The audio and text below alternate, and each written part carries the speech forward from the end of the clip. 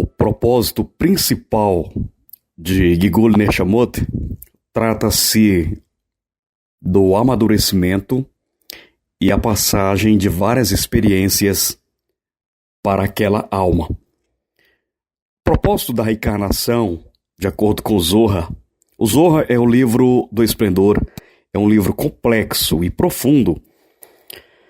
Contém a sabedoria da Kabbalah em sua inteireza.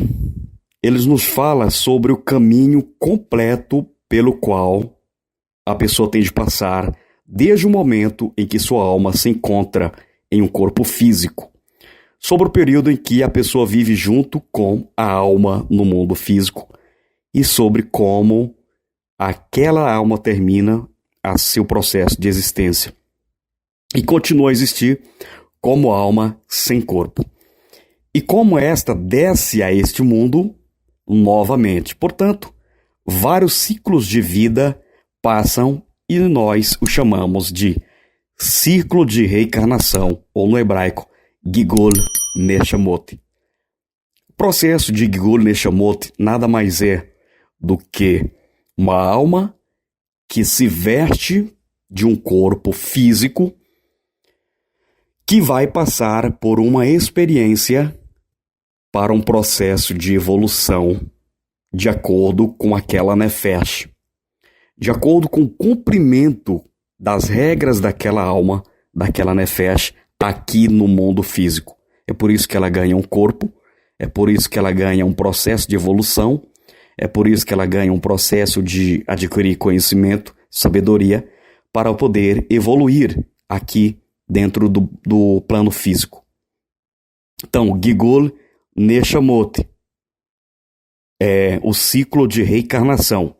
O Zohar explica que o propósito dessas reencarnações, desses retornos repetitivos, a esse mundo é trazer o homem a um estado no qual sinta o mundo completamente, e não só este onde está vivendo nesse momento.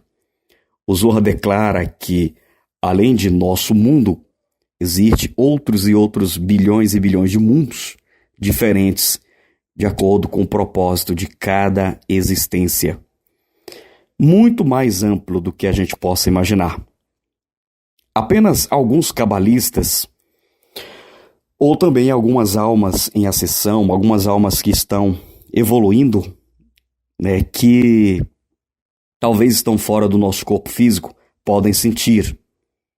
O homem precisa chegar a uma situação na qual ele viva em ambos os mundos simultaneamente.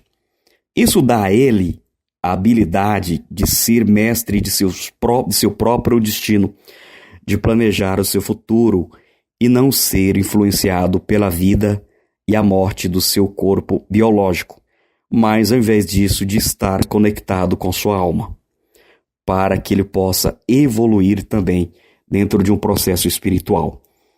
O Zohar fala no caminho pelo qual cada alma tem a passar separadamente e do caminho pela qual todas as almas passam como humanidade, começando com a descida da alma ao corpo pela primeira vez, passando por todos os ciclos pelas quais essa alma passa e terminando no estado onde está o processo da alma, junto com o corpo. Chega a um estado no qual o homem sente sua existência em todo o sistema da criação.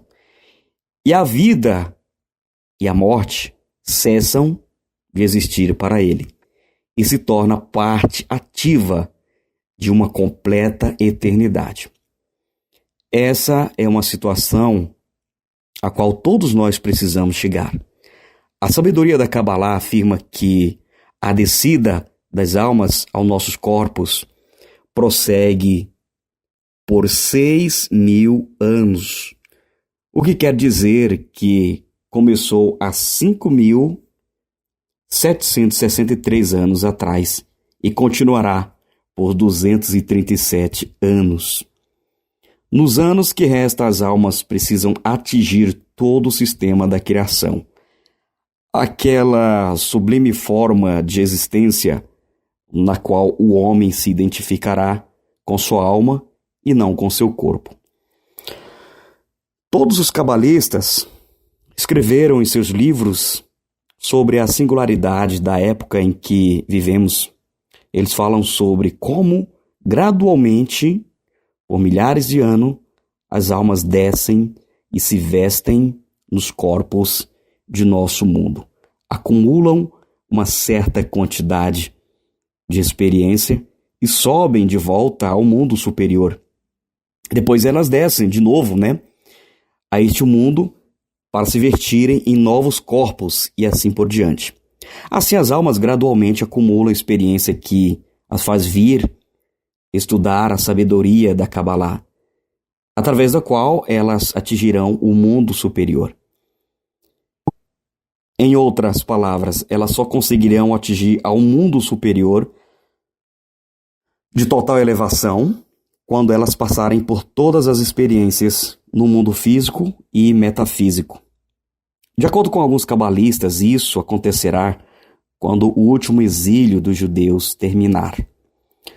O ano 5755, 1955, foi marcado pelos cabalistas como um ano bastante especial. Um ano que é um alicerce histórico, do qual começa uma mudança genuína no relacionamento do homem com o mundo, em seu relacionamento com a sabedoria da Kabbalah, no relacionamento com seu destino.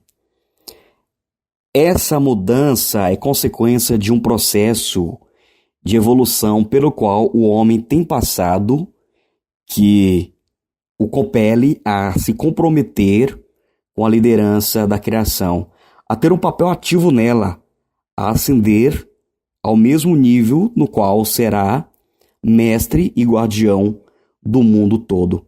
Se ele não aspirar por isso, então a lei coletiva da criação fará com que ele faça isso através de tormentos que o forçarão a pensar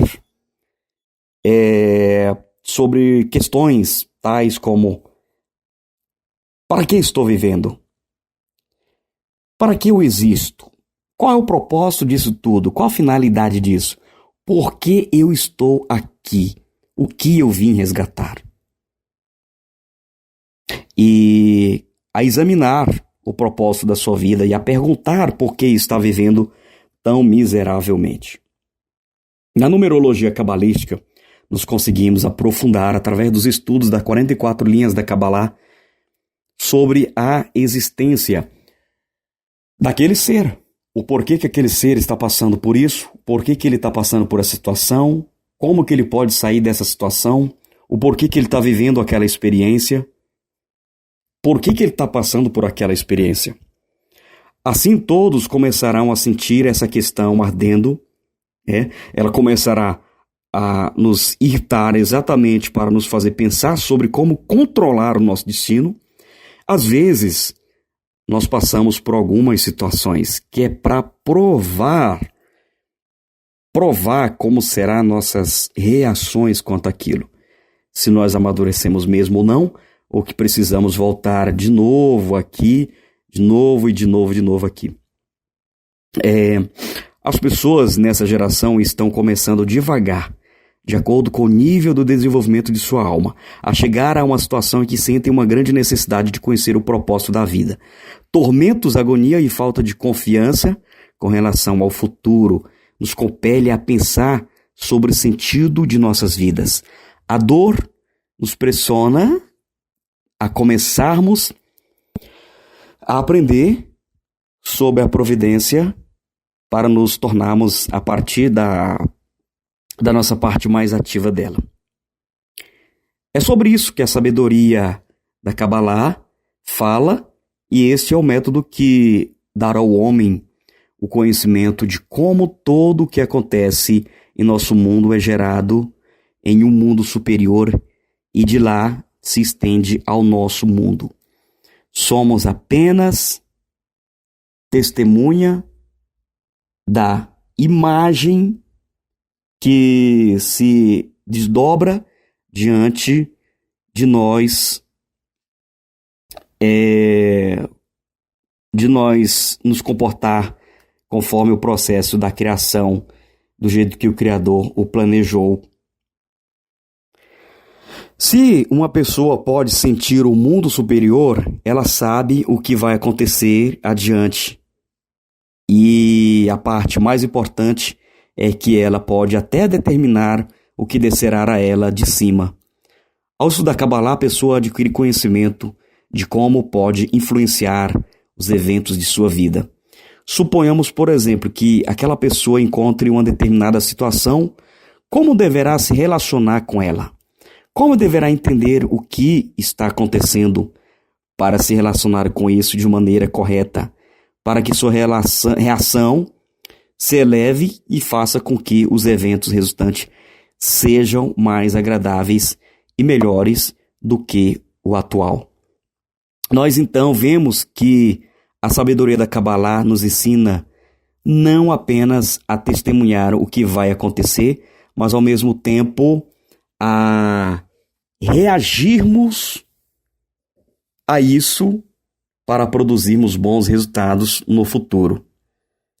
É assim que o sistema de orientação funciona. Ou seja, a pessoa pode sentir o que está acontecendo com ela e o que precisa fazer para determinar a sua situação futura. É possível chegar a tal capacidade apenas através do estudo dos escritos dos cabalistas. Os cabalistas são pessoas que sentem e que residem o mundo superior enquanto escrevem seus livros. Como resultado, as palavras que um cabalista escreve quando está completamente imerso no mundo espiritual são selecionadas para determinadas ações espirituais superiores. Portanto, uma pessoa que as lê e as expressa, mesmo não entendendo sobre o que as palavras falam, porque ela não está no mundo superior, ainda assim, mesmo inconscientemente, desperta a luz superior sobre si mesmo. E a força superior que gradualmente a purifica e repara para um estado no qual ela começa a ver e sentir aquilo sobre a qual ela lê. A leitura e o estudo a partir de livros especiais de Kabbalah trazem a pessoa gradualmente a um estado, no qual ela começa a sentir o mundo superior, porque é nisso que o estudo é baseado. E é por isso que os cabalistas escrevem seus livros para nos ajudar a progredir. Mas, por que cada um de nós tem apenas um pequeno desejo de agir o mundo superior? Os estudantes de Kabbalah formam um grupo para agruparem os desejos e assim aumentarem a influência da luz superior sobre eles. E com isso, progredem mais rápido, ou seja, atingem mais depressa a situação na qual eles começam a sentir o mundo superior e começam a guiar seus próprios destinos. Assim, em todas as épocas, os cabalistas têm estudado Kabbalah em grupos tais como aqueles que o Rabino Shimon Bar Yochai, autor do livro do Zohar e do Sagrado Ari de Sefat, nos ensinou ao longo de muitos anos. E os cabalistas passaram esse conhecimento guardado a sete chaves, ou melhor dizendo, guardado na mente subconsciente. Quer aprender um pouco mais sobre Kabbalah? Entre em contato aqui conosco através do link aí embaixo para adquirir conhecimento e para aprender como você pode evoluir e ser uma pessoa iluminada e iluminar outras pessoas nesse mundo e adquirir mais conhecimento da Kabbalah. Quer conhecer mais sobre numerologia cabalística, Kabbalah, Guemará, Torá, Zohar? Só entrar em contato com a gente no link aqui embaixo. Se gostou desse vídeo, clica aqui embaixo no gostei. Compartilha com outras pessoas. Grande abraço. Shalom.